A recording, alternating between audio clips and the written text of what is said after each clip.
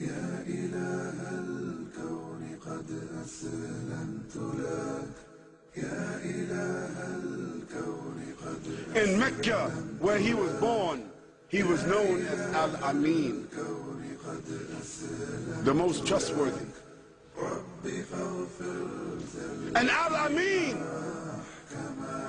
even though his enemies had stolen from his followers, killed his followers, tortured his followers, confiscated their properties, he could have done what others do in warfare. He could have then confiscated their wealth that he was holding. But when they entered his home to kill him, they did not find him there. Instead, they found his cousin Ali, radiallahu anhu.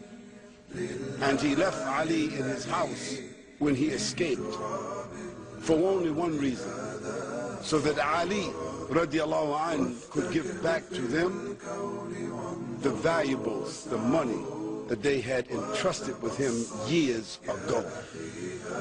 Can you imagine a man who is hated for his message, opposed for his message, sought to be killed, yet those people who hated the message and sought to kill him, they never thought to come and say, give us back our money, because still they trusted him, because they knew there was no one with more trust in Mecca than Muhammad sallallahu alaihi wasallam. He was that pious, he was that shy, he was that gentle in his speech, yet it was said that when the Prophet sallallahu alaihi wasallam was met on a battlefield,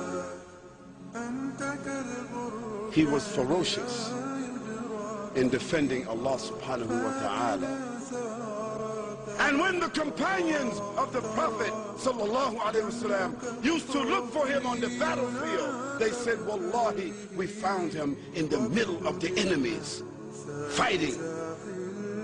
And they said, we used to seek the protection of his person.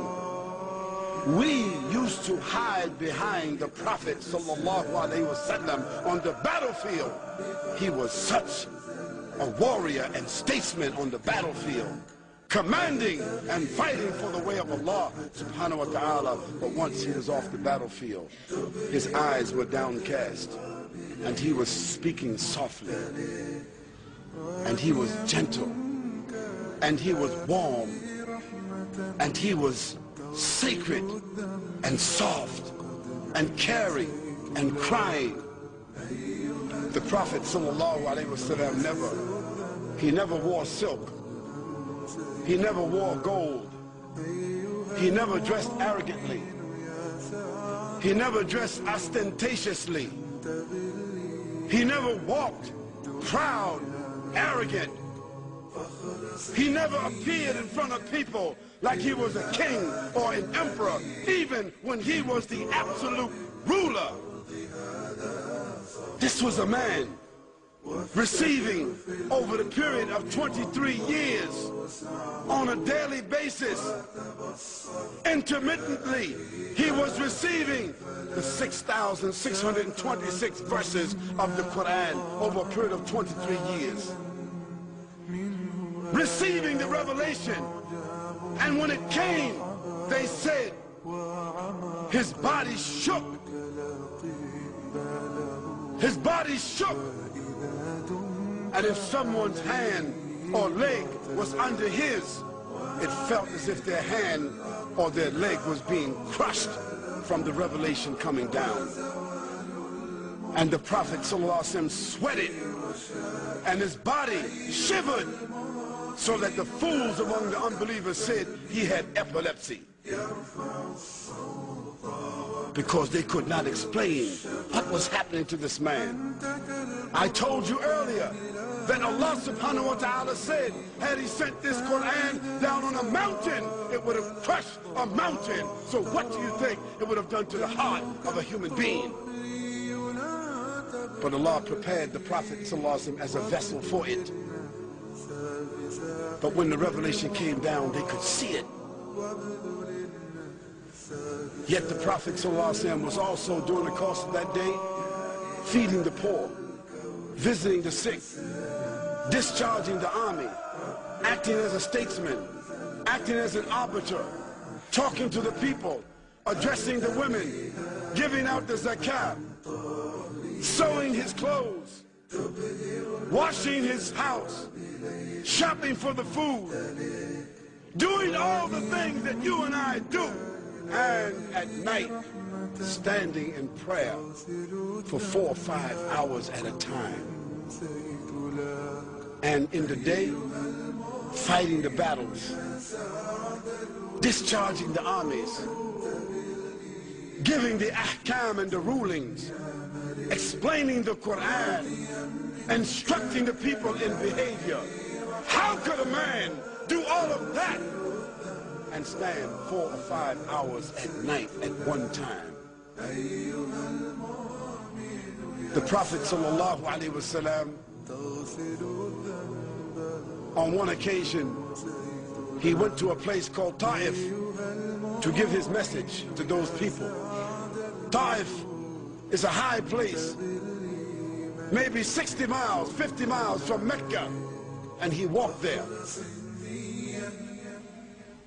And when he arrived there, the nobles of that city, sent out the meaner elements, some urchins and bums and destitute people, to throw rocks at the Prophet and spit at him. And he bled, and he cried, and he sat down on the stump of a tree or on a rock, and he was questioning himself, why I was not successful in talking to these people. What is it that I'm doing? I'm inefficient. And Allah subhanahu wa ta'ala sent Jibreel alayhi salam to say to him, O Muhammad, Allah subhanahu wa ta'ala says, Salam alayk. Allah subhanahu wa ta'ala says to you, Salamu alaykum Muhammad.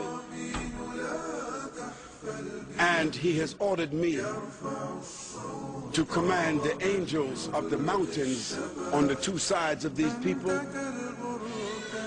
to come together like that and crush those people if you want. The Prophet ﷺ said, no, I don't want that. Let them go. Maybe one day they will be Muslims.